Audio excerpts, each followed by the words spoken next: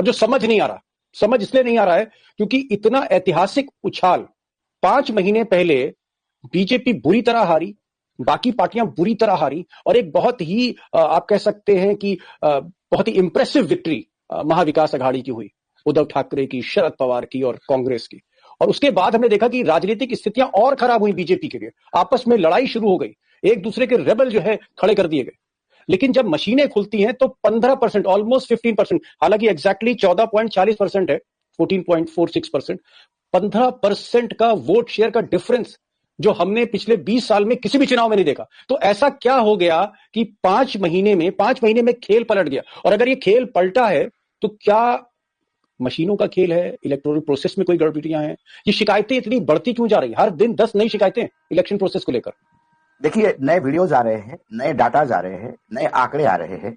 मतदाताओं की भी इतनी भारी 4 महीने में मतदाता इतने बढ़ गए हैं महाराष्ट्र में कि महाराष्ट्र का मतलब क्या फैमिली प्लानिंग फिर से एक बार महाराष्ट्र पे जोरदार करनी पड़ेगी, ऐसा एक व्यंग किसी वीडियो में कसा गया है। 2019 और 2024 के लोकसभा चुनाव के बीच में 5 लाख मतदाता बढ़े हैं और लोकसभा और विधानसभा 2024 के बीच में 45 लाख मतदाता बढ़े हैं। ये एक अलार्मिंग आंकड़ा है।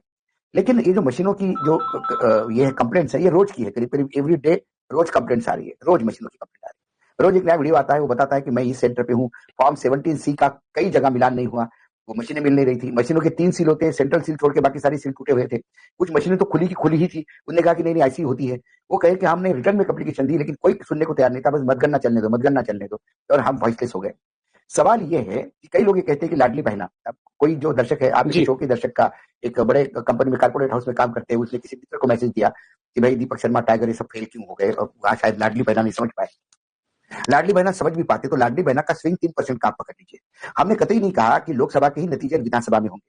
हम बार बार जैसे ही विधानसभा के चुनाव अनाउंस हो गए, हम बार बार कह रहे थे कि लोकसभा जैसी स्थिति अब नहीं रही। बहुत सारा कवर किया है, लेकिन फिर भी हम 125 से 130, 120 से 130 के रेंज में एनडीए गठबंधन को दे रहे थे। एकाएक 230 कैसे पहुंच गए?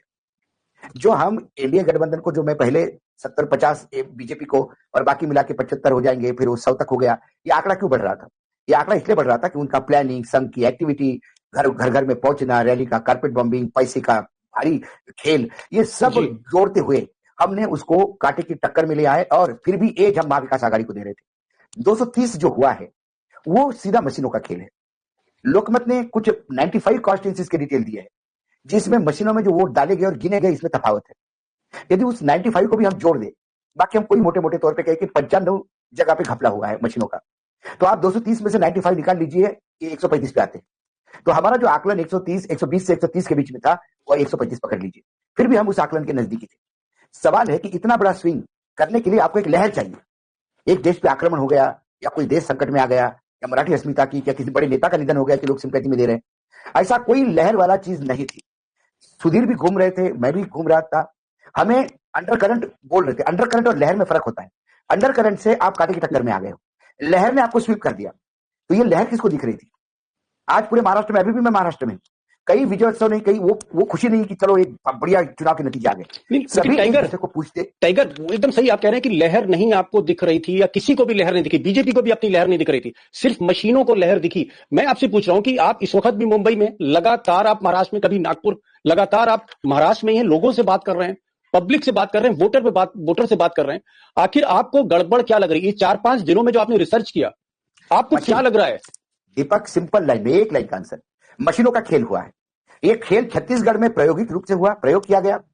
उस प्रयोग को पहली बार इंप्लीमेंट किया गया हरियाणा में, और हरियाणा में इंप्लीमेंट करने के बाद फुल फ्लेज बड़े लेवल पे महाराष्ट्र में किया है। हरियाणा में 17 सीटों पे हुआ, महाराष्ट्र में 95 से 100 सीटों पे हुआ। बल्क में करीब 47% तक मशीनों पे किया। मैं इसीलिए कहता हूं कि यदि ऐसा ही रहा तो बीजेपी 2029 में 500 पार है। कोई फर्क नहीं पड़ता कि क्या स्विंग है, कोई फर्क नहीं पड़ता डाटा क्या कहता है, कोई फर्क नहीं पड़ता किस गांव में कितने वोट है। अरे जिस गांव में 391 वोट है, जिस 391 वोट में से 321 गिरे, लेकिन गिने 640 होते हैं, गिनती 640 होती है उस गांव की, ये क्या कहेंगे इसको आप? ये कौन सा अर्थमेटिक है भाई? क्या आपको हुआ है? खेल हुआ है। इन सवालों का जवाब क्यों नहीं कोई देता? और क्यों लोग कहते हैं कि झारखंड में, एक सेकंड और बोलता हूं, झारखंड लोग कहते हैं, सभी कहते हैं कि झारखंड में क्यों नहीं हुआ? क्योंकि मशीनों का खेल करने के लिए आपको एक सिस्टम चाहिए। मशीन ऑटोमेटिक काम नहीं करती, उसको रिप्लेस करने के लिए आदमी चाहिए होते। जहां जहां डबल इंजन की सरकार है, या जहां मध्य प्रदेश में जो खेल हुआ था, मध्य प्रदेश, राजस्थान, गुजरात का भी मैं कह रहा हूं, अब तो गुजरात का भी है। आप गुजरात के विधानसभा चुनाव के नतीजों के बाद क्या हुआ, कांग्रेस ने प्रेस कॉन्फ्रेंस नहीं ली थी। 5 बजे तक जो वोटिंग हुआ और उसके बाद 7 बजे का जो आंकड़ा आया, ये 2 घंटे में उस मशीन पे इतने वोट पड़े कि 1 मिनट में 1 वोट भी नहीं, 1 मिनट में 2 वोट हो गए। 30 सेकंड में कैसा कोई आदमी वोट करके जा सकता है? इसका मतलब धांधली हुई, लेकिन कोई सुनने को तैयार नहीं।